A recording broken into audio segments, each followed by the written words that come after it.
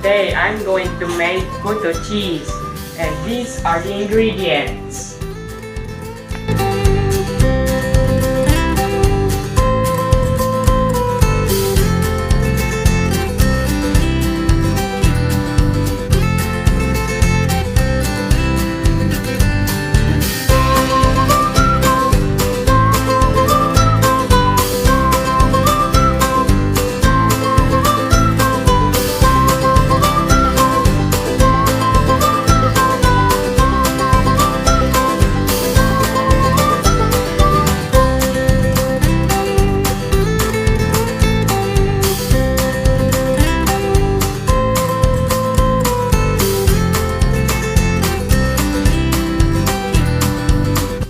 Baking powder, toasted butter, milk, vanilla, flour, water, sugar, and cheese.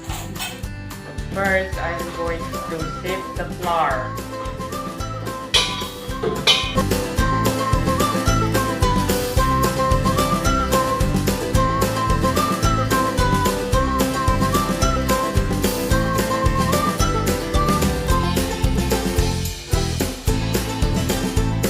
Next, we're going to sift the baking powder.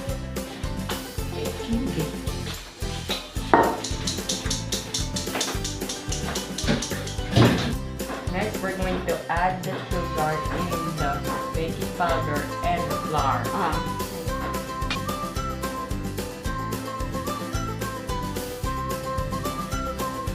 And we're going to mix them all.